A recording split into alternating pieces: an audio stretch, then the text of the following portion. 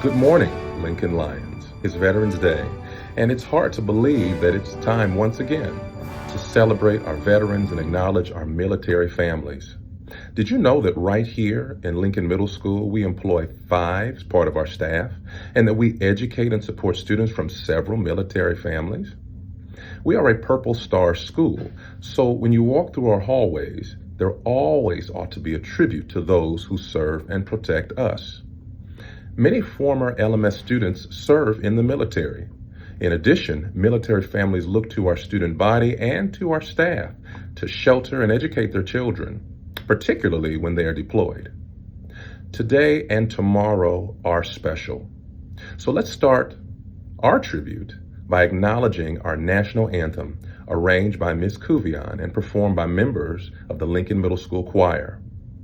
Also, following that will be a few words from some of our students in our school who are impacted by military life. Oh, say, can you see by the dawn's early light what so proudly we hailed at the twilight's last gleaming, whose broad stripes and bright stars through the perilous fight o'er the ramparts we watched were so gallantly streaming, and the rocket's red glare, the bombs bursting in air, gave proof through the night that our flag was still there. Oh, say, does that star-spangled banner yet wave o'er the land of the free and the home of the brave? Hi, my name is Kalia, and veterans have a special place in my heart because my grandmother, Janice Hunt Brooks, served in the military for 10 years. And I know when they call for her, she will always think about me. My name is Brooklyn, and both my parents served in the military. My childhood is different from most because I have to move wherever duty calls, and I know my parents will always have my safety and that of the United States of America at the center of our lives. Right now, Lincoln is my home, but my father is still active and serves in another state. I respect my parents in making America safe. Thank you, Mom and Papa. I love you.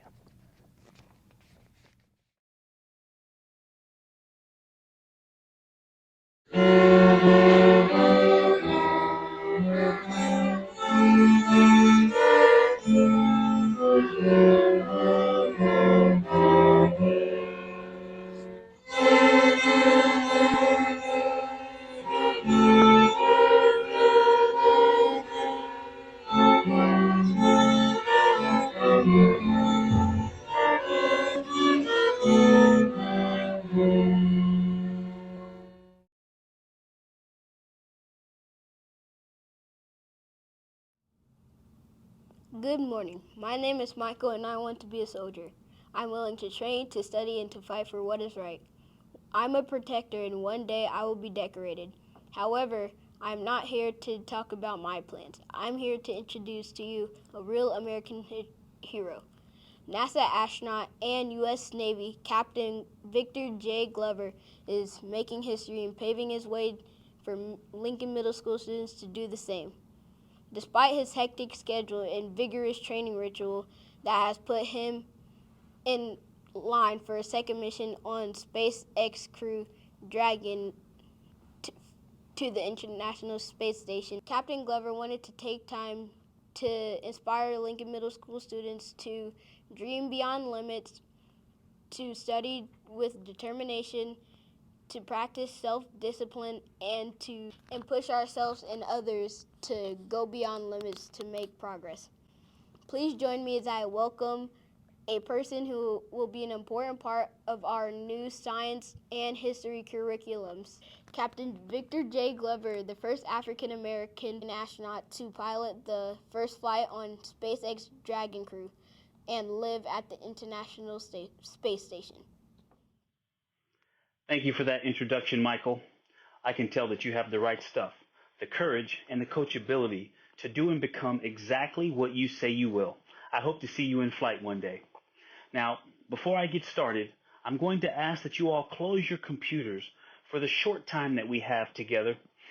It is my understanding that Lincoln Middle School is a Purple Star school, meaning that you all understand the importance of supporting veterans' families and recognizing Veterans Day. People often say thank you for your service when they see a veteran, but I'm going to say today I want to thank you, MSD Pike Township, Superintendent Dr. Young, Principal Dr. Tapler, and Mrs. Perkins for inviting me to your school. And Mrs. Perkins, congratulations on retirement, and thank you for inspiring and encouraging the future. I'm going to take a few minutes and share with you some things from my past, but while I'm telling you these things, I want you to focus on pieces that may relate to you or some that you may have in common. Because at the end of the day, I'm at this point in my journey moving forward to that next horizon, but I want to share these with you so that you can put them in your pocket and pull them out when you need them. So thinking back to when I was in middle school, a very challenging time, lots of things going on, lots of dynamics, lots of changes with your body, changes with your social circle, changes in my life circumstances. And I was going to a middle school that was very far away from the house that I lived in, and I would often be late to my first period class. And I was on the bus one day, a very long bus ride to school, and I was just thinking to myself, when I can do something about this, I'm going to change these circumstances. And that motivation to change my circumstances, to have some agency and some control over my future, my destiny, never left me. And Lord willing, I had some opportunities to do things that would give me some choices in my life. And most of those opportunities came because I had mentors, people who loved me. And first and foremost, I have to talk about my mother and father. My mother, Cynthia Maxwell, and my father, Victor Glover Sr. Even though we didn't have a whole lot all the time, and even though they weren't married, they raised me separately in separate households. I knew both of them. I loved both of them very much, and they both did everything they could to raise me and to help me to get a good education. And so, it was really interesting in my young days. I did not know that I had an opportunity to do the things that I'm doing now. I didn't even see it. I saw a shuttle launch on television, and I didn't think, though, ooh, look at those pilots, look at those military folks flying, leaving the planet. I just thought, wow, look at that amazing machine, and those people are going to space. That's wow. I would love to fly that machine. And so at about the age of 10, I started to realize I had a fascination with machines and speed and power, and I love airplanes and rockets. And so, that's also about the time that I found out that I was okay in sports. I loved football, baseball, soccer, anything. I love team sports, and I found my way to wrestling even.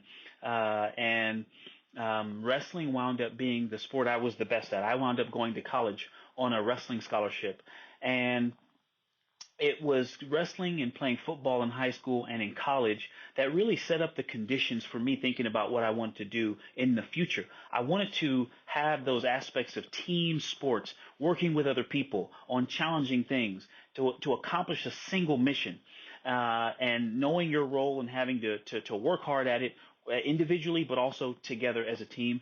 I wanted to have some aspects of technical challenges, engineering and science. I've always loved mathematics. I have to go back and tell you a story. When I was in fifth grade, Mr. Hargrove was my science teacher, and Mr. Hargrove said to me, he said, Victor, if you keep working hard at this math, one day you might make a great engineer. And I cannot tell you why I thought you needed to be good at math to drive trains, but I thought if Mr. Hargrove believes in me, then I'm going to keep doing it, and I'm going to work hard and become a train driver, and I'm going to be the best train driver there is. And, I say that now, and it's a little humorous now because now I understand engineers help to design solutions to everyday problems and to design systems, but back then, I didn't even know what an engineer was, in terms of an academic discipline, a studying, or a field, the career field at all. And so I say that story to the kids. One, it's a little funny, but also, how important it is that we listen to our teachers. But I also am talking to the teachers to remind you, I know you know this, but to remind you how important it is for you to set high standards for our students and to believe in them, even when they don't always believe in themselves. I didn't even know what I could become, but Mr. Hargrove's belief in me is still driving me to this day. I'm 47 years old, and I'm not saying this to brag, but to say the seed he planted. I have 3 engineering degrees now because of Mr. Hargrove. And so, that's a really powerful moment in my young life. I'll tell you another story. When I was in high school, not knowing what college was like. My mother did not go to high school. My mother did not go to college. My father did not graduate from college. And so not having that experience in my immediate family to pull from, I was very nervous. I didn't know how I was going to do it. I actually felt I could play sports at the collegiate level. I wanted to go to the University of Southern California, the USC on the West Coast where I'm from. I wanted to go to USC because that's where Marcus Allen went. He wound up becoming an NFL running back and is one of my favorite football players of all times. But that's why I wanted to go there. I had confidence I could play football at the Division I level, but I didn't know if I had what it takes to succeed in college. I didn't believe in me as much as some of those people who believed in me, like Mr. Hargrove, and most important, like my mother and my father. And so a really important day in high school, I was working on pre-calculus, and I had been doing the homework the night before, and I noticed a pattern.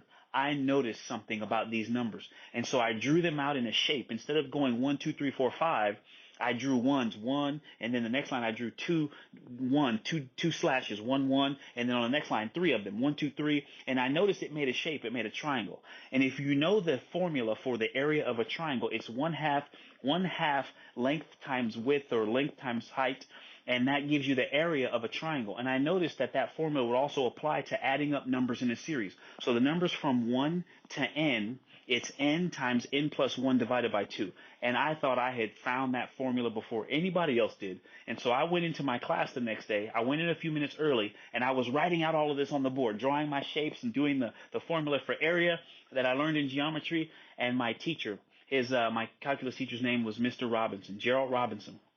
And Mr. Robinson walks in, and he looks around at the walls, and he sees all this work.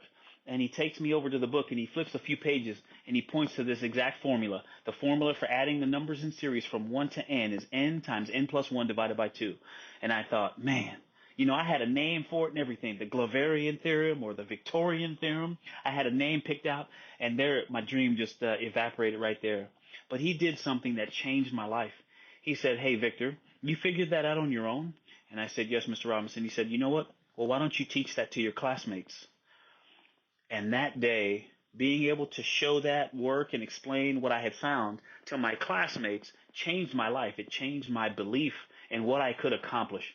And so, I'm going to stop there. I'm on the path now chasing down another dream. I'm a part of the Artemis 2 crew with my buddy Reed and Jeremy and Christina. We're going to the moon in less than a year or maybe a little over a year, depending on how the hardware and the software testing goes. But we're going to the moon very soon. The first human beings to do so in over 50 years, since 1972. How many of you were alive in 1972? I wasn't alive in 1972. And so this is a really important mission, really important for NASA, but also really important for humanity. And I just want to say that I know in my bones that I am where I am because of the love of my mother and father and the support of people like Mr. Hargrove, Mr. Robinson, Mrs. Ikeda, and you have folks like that in your life right there with you, your principal, your superintendent, and your teachers, Mrs. Perkins, and folks like that who are your own personal board of directors, and you need to do all that you can to learn from them so that you can grow and one day reach a point where you are affecting the future like they have impacted you. Thank you for your time. I'm NASA astronaut Victor Glover, and all the best to you out there.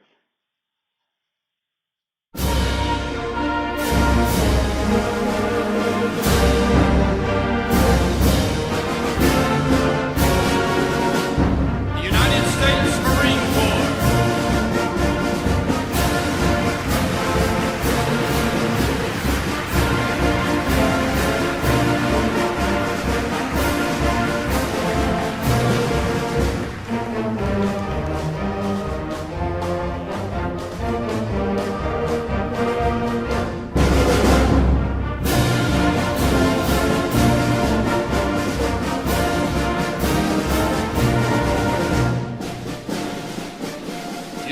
States Army.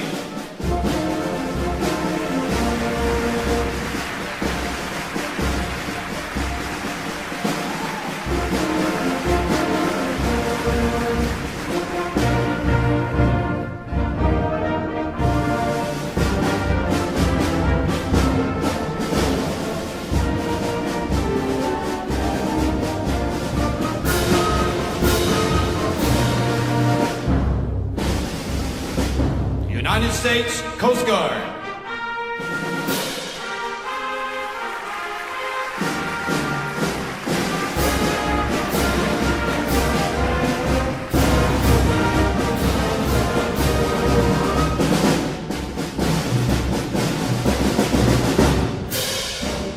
United States Air Force.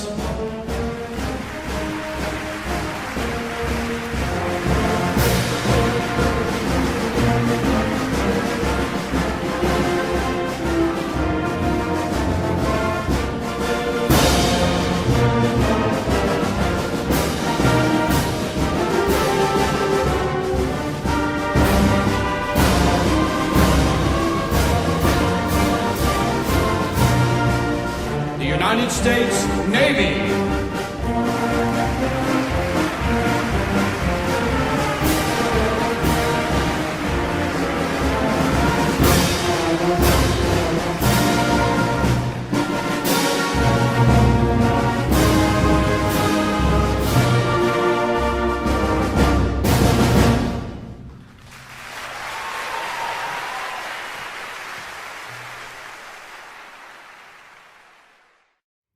Hello, Lions.